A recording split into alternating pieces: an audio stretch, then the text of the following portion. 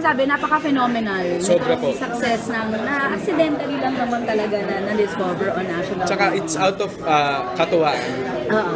And nakakatuwa kasi ang daming kinikilig sa tanghalian, ang daming natutuwa, nakaka-appreciate dun sa tandem. And asahan nila na marami pang ganun. Kahit ako kasi hindi ako makapag-spill kung anong aabangan nila. Kasi kahit kami po, hindi namin alam kung anong susunod na kabanata. Oo. So kahit yung surprise. Surprise! I mean, malalaman na lang po namin pag one for all for one segment lang. Pero ano mga yun? Oo ganun.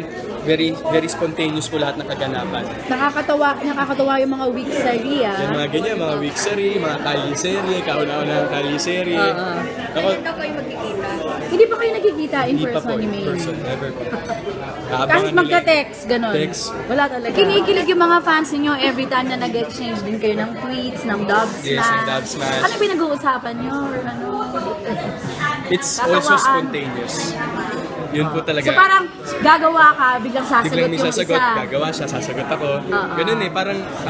parang may chemistry. Yun, may chemistry, tsaka kasi it's very relatable. Yung nangyayari ngayon na... Pati lalaki ka.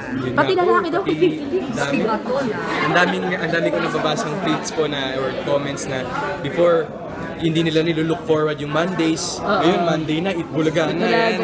Looking forward na Alam mo daw, meron daw nagla-lunch break sa mga opisina just to watch Itbulaga. Yun nga po, ito break sila. sa Binya naman po, merong yung isang talagang pagpatak ng alas 12, tumitigil.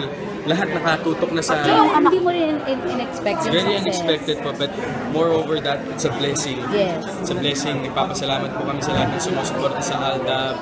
Patuloy niyo lang po kami panoorin every alas 12 ng tanghali sa Itbulaga. So yung susunod na kabanata, hindi ba pati, sabi nga ni Jose Anwali, yung Celia Rodriguez, it was really... Marami pa. It was really on the spot.